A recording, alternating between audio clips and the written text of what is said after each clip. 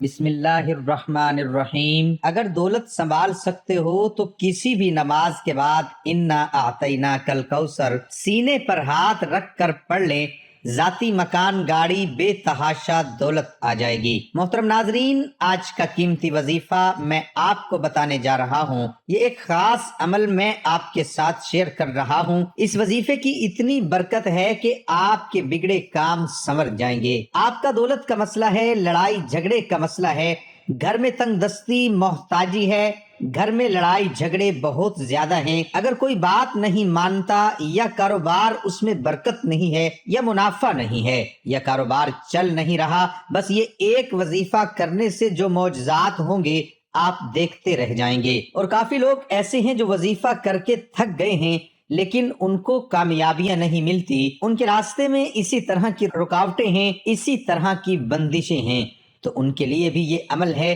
وہ بھی اس وظیفے کو کر لیں تو انشاءاللہ اللہ پاک ایسا معجزہ فرمائیں گے، اللہ پاک ایسا کرم فرمائیں گے کہ تمام مشکلات، تمام پریشانیاں ختم ہو جائیں گی۔ آج کے دن یہ خاص وظیفہ کیجئے۔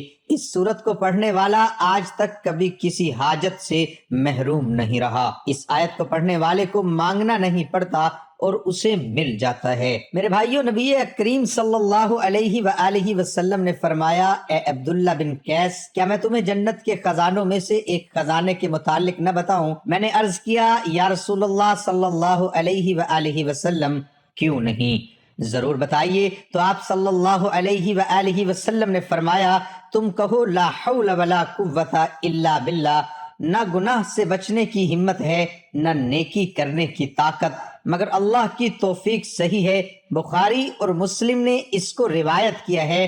تو میرے بھائیوں، آج کا یہ جو وظیفہ ہے، اس کو کتنی تعداد میں پڑھنا ہے، کس وقت پڑھنا ہے، اور اس وظیفے پڑھنے سے کیا کیا فوائد آپ کو ملیں گے، آج کی اس خاص ویڈیو میں ہم آپ کو اس کے متعلق سب کچھ بتائیں گے۔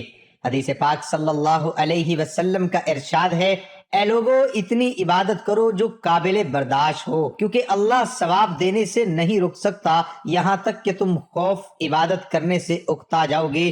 اب آپ نے اس سورت کو کیسے پڑھنا ہے، کس ترتیب سے پڑھنا ہے، یہ اب طریقہ کار جان لیجئے۔ جب تک آپ کو طریقہ کار نہیں پتا ہوگا پھر عمل اثر نہیں کرتے، کچھ خاص احتیاط ہوتی ہیں، تو اب اس کا طریقہ کار جان لیجئے۔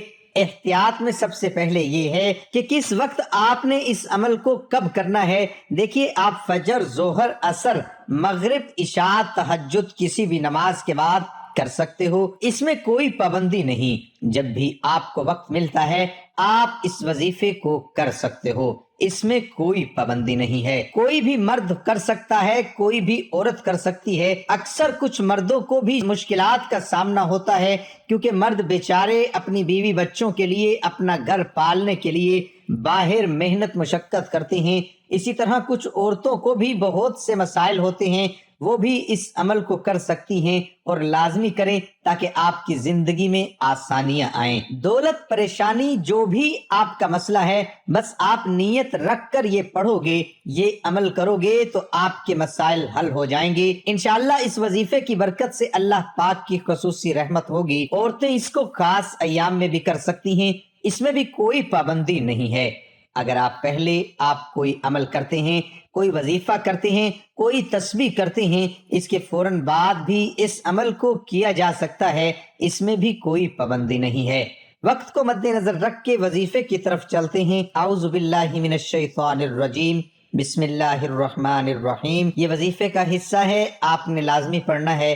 اس کے بعد آپ درود شریف پڑھیں گے، ایک بار میرے ساتھ بھی پڑھیے، اللہم صلی علی محمد وعلی آل محمد کما صلیت علی ابراہیم وعلی آل ابراہیم انک حمید مجید، اللہم بارک علی محمد وعلی آل محمد کما بارکت علی ابراہیم وعلی آل ابراہیم انک حمید مجید۔ یہ درود پاک آپ نے 7 بار پڑھنا ہے، آپ صلی اللہ علیہ وآلہ وسلم کی ذات پر۔ اور اگر کسی میرے بہن بھائی کو یہ درود پاک نہیں آتا، کوئی سا بھی پڑھ سکتا ہے جو اس کو آتا ہے، اور اگر کوئی بھی نہیں آتا تو وہ اتنا کہہ سکتا ہے صلی اللہ علیہ وآلہ وسلم۔ اس کے بعد آپ نے یہ سورت انا اعطیناک الکوثر پڑھنی ہے۔ قرآن پاک کی سورت کوثر کے نام سے بھی ہم جانتے ہیں۔ اس سورت کو آپ نے کب پڑھنی اور کیسے پڑھنی ہے، کتنی بار پڑھنی ہے، سب طریقہ بتاؤں گا انشاءاللہ۔ جب آپ اس وظیفے کو کریں گے یہ سب پریشانیاں آپ کے اوپر سے دور ہو جائیں گی۔ اللہ پاک اسی صورت میں ہمیں یہ آگاہ بھی کر رہے ہیں کہ ہم غمگین اور اداس نہ ہوں، کیونکہ ہر مصیبت کے بعد آسانی ہوتی ہے۔ لہٰذا اگر کوئی اللہ تعالیٰ کے دین پر ایمان رکھتا ہے، اللہ تعالیٰ کے وعدوں پر کامل بھروسہ رکھتا ہے اور اللہ تعالیٰ کے کلام اور رسول اللہ صلی اللہ علیہ وآلہ وسلم کی باتوں پر مکمل یقین رکھتا ہے، تو وہ مصیبت کے بعد آسانی ضرور دیکھے گا اور اس کی زندگی میں تنگی کے بعد خوشحالی ضرور آئے گی۔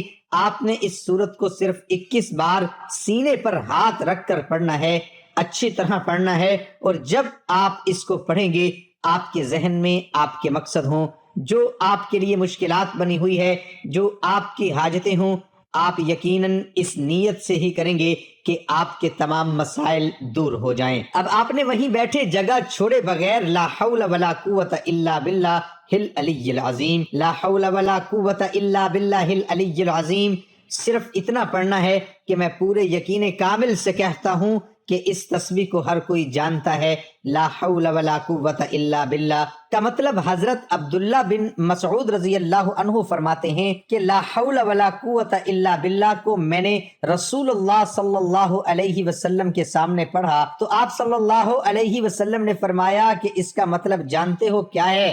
میں نے عرض کیا اللہ اور اس کے رسول صلی اللہ علیہ وآلہ وسلم خوب جانتے ہیں۔ آپ صلی اللہ علیہ وسلم نے خود ہی ارشاد فرمایا اس کا مطلب یہ ہے گناہ سے بھرنے کی طاقت نہیں مگر اللہ کی حفاظت سے، اور اللہ کی عبادت کرنے کی قوت نہیں مگر اللہ کی مدد سے، اور فرمایا جو بندہ ہر وقت استغفار کرتا رہتا ہے اللہ اس کی ہر مشکل آسان کر دیتا ہے اور ہر غم دور کر دیتا ہے اور ایسی جگہ سے روزی دیتا ہے کہ جہاں سے اس کا گمان بھی نہیں ہوتا۔ اس کی آپ نے 100 دانوں کی ایک تسبیح کرنی ہے۔ اس کے بعد آپ نے دعا کرنی ہے سبحان اللہ یا رب کریم، یا اللہ آپ کو اپنی شان کریمی کا واسطہ ہم گناہ گاروں پر اپنے گھر کے دروازے بند نہ کر، ہم سیاکار ہیں لیکن ہیں تو تیرے ہی بندے، تیرے سوا ہمارا کوئی سہارا نہیں۔ یا ذوالجلال والاکرام ہم تجھ سے اپنے گناہ کی معافی مانگتے ہیں جو تنہائی میں کیا یا محفل میں کیا، نادانی میں کیا یا انجانے میں کیا۔ اللہ اپنی شان کریمی کے صدقے، اپنے کعبہ کی عظمت کے صدقے معاف کر دے۔ تمام دوستوں سے گزارش ہے کہ اللہ تعالیٰ کے 99 ناموں میں سے ایک نام ضرور ٹائپ کریں۔ اللہ ہم سب کا حامی و ناصر ہو۔ اللہ حافظ۔